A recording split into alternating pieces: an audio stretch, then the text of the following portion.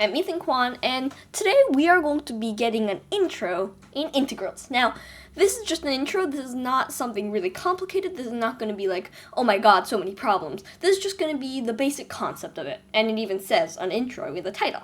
So, let's get started. Getting started with integrals. Yeah, okay, great. So, let's say we have a graph here, and let's say we want to graph this function right here. Graph, yeah, sure. And this is our function. Let's call it f of x. And let's say we want to find the area between, area under the curve between a and b. In other words, this area right here. Now, how would we calculate this area? Well, it's kind of difficult because it's not a shape that we commonly know. But one thing that would make it easier is if this graph was just a flat line like this. Then it'd be really easy because this is just a rectangle, and area of a rectangle is width times height, blah, blah, blah, blah. Width is b minus a, height is f of x, so the area under the curve is f of x times b minus a. But there's a problem because this is not a rectangle. So we could approximate this shape using a rectangle like this, but you might notice right away that this is a very bad approximation for a rectangle. So, because all this area right here is like, we're excluding it. We could do much better by using two rectangles, so like this, and two rectangles like this. But again, we are missing a lot of area. We are missing all this right here.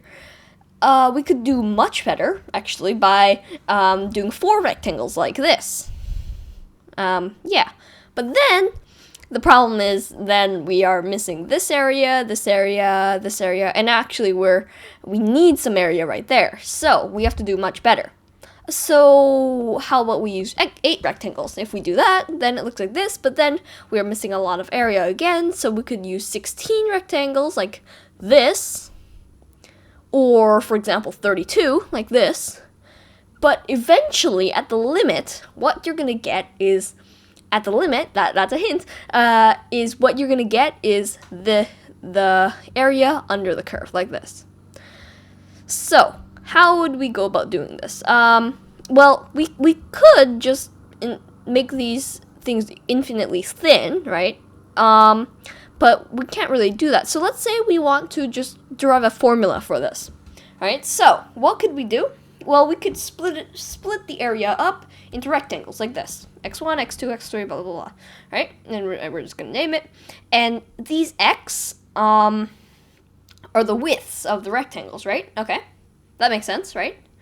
And so the formula is that the area, all of these, summed together, is going to be the sum of f of xi times xi, because those are the widths, times the heights of the rectangles. And I starts at 1, and it goes to n, because n is the last rectangle. So what you can do, actually, is make n go to infinity. So we can actually say the limit as n approaches infinity of this thing. And this is the basic idea behind the integral. And the integral is this limit as n approaches infinity of the sum of, from I equals 1 to I equals n, of f of xi times xi. And this is denoted with this curly symbol. And this is how you write it. F of xi times dx. dx is just a really small number. Just ignore it for now. This is just saying the same thing. And if we want to specify that this is between a and b, well, then we can just put a up here, right there, and b down here. Yes. Thanks for watching. I hope you liked this video. If you did, please subscribe, like, and share the channel with others. And don't forget to hit that notification bell to never miss an upcoming video. Also, I'm pretty sure I'm going to be making a follow-up video on this, so stay tuned for that, okay? So, see you at howtodostufwithethan.com, and see you next time.